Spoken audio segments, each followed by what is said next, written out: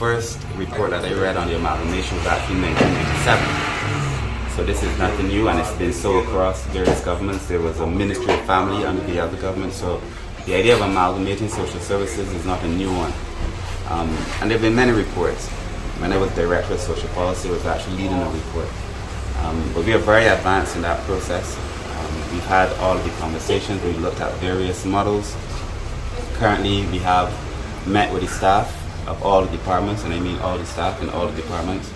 We've met with the seniors several times. We've met with the unions. We've given the union the complete and total commitment that we will not do anything without the support of the union. We've been having conversations with the staff in relation to whether they'd be more comfortable in a board, whether they'd be more comfortable in mainstream government. That conversation is ongoing because we want to build a participatory approach. We've also looked at other things too, because the staff in the social services sector have been extremely frustrated. You know, it is not easy being a social worker in circumstances where the average ratio on the international stage for families would be maybe 1 to 8, 1 to 10. In Barbados, it is 1 to 50 families. That is assuming, again, that a family could have 7 persons. You could see how many people we're talking about. So social workers, we've also discussed giving them flexi days and different things, an arrangement that would make sense. I am confident that we will be able to deliver on the Department of Family Services by next year. We have now a governance framework that we've settled on.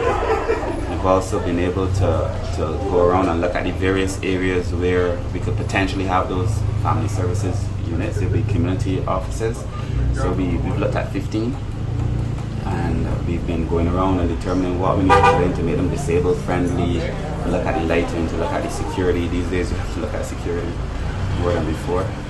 We've settled on that, and the idea is that when you walk in Britainsill, for example, to a family services office, nobody knows where you're walking in. So it's not that you're going to welfare for welfare support. It's not that you're going to NAB for elderly support or childcare for childcare support. You go in, nobody knows where you go in. It's much more confidential.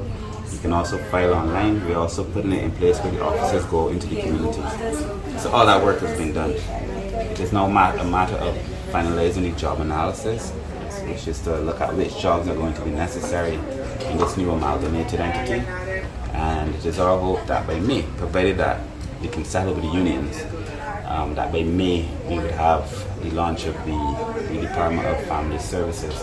I'd hope to be able to finalize it by the end of March, but obviously some of these things take time, and hopefully by May to be able to say that we've amalgamated social services and that we have the best design in terms of the regional approach to delivering social services, but also one of the best practices in the world, and to be able to reach the vast majority of persons who need support at the community level, which is the difference between our current model and the model that we're working on.